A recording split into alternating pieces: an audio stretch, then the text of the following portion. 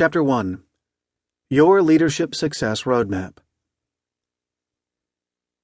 In a breakthrough executive trends global research study that I conducted with my colleague, Bonnie Hagman, we clearly confirmed that identifying and developing high potential and emerging leaders is and will continue to be one of the top business issues facing CEOs.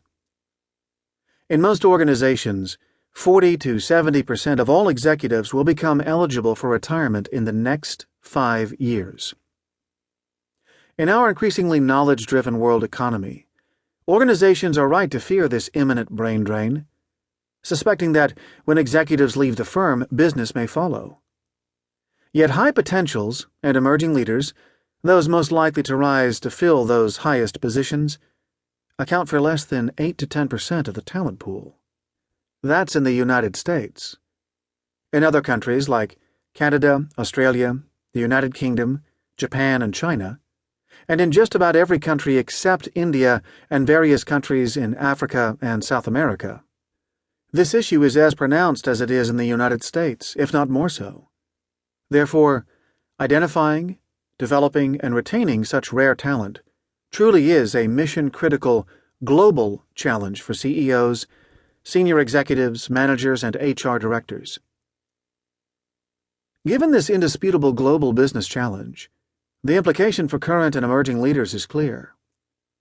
The demand for outstanding leaders will soon surpass the current supply, and therefore, if you are a current leader or emerging leader, you will be able to capitalize on substantial opportunities if you are poised and ready. In your own ascent up the ladder, you can be certain that all organizations will be asking more of their leaders. Expectations, demands, and pressures will only increase, not decrease. The demand for truly outstanding leaders has never been higher, and organizations are raising the bar, as they must, in order to compete successfully on the global stage. Where are the outstanding business leaders?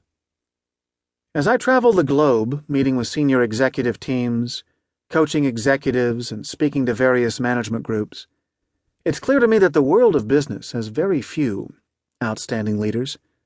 There are many very good leaders.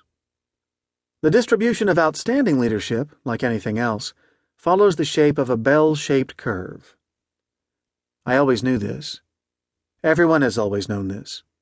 But nobody really cared because being a good leader has always been good enough to keep a position and meet its basic requirements. But things are changing quickly. The bell-shaped curve needs to be shaped into a negatively skewed distribution, in which all organizations possess a larger percentage of very good and outstanding leaders just to be able to compete. I had suspected the need for this critical shift for a couple of years, but it became very clear in 2011 as we were interviewing executives as part of our Trends in Executive Development research study. Beyond the actual research, an interesting qualitative note emerged.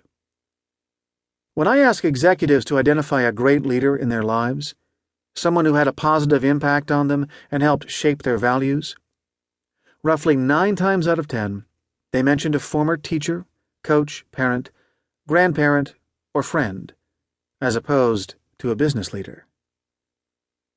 Unfortunately, the fact is that most of us in the business world can identify the poor managers we have had much more quickly than we can the great ones.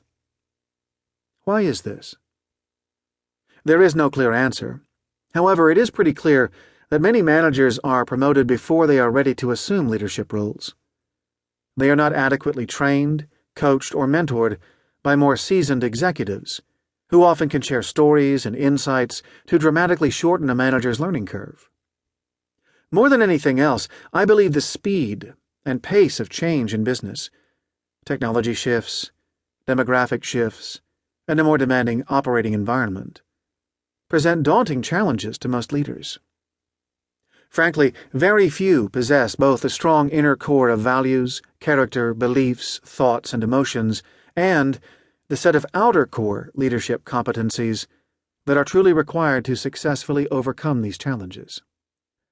In the end, too many executives are beginning to derail or have already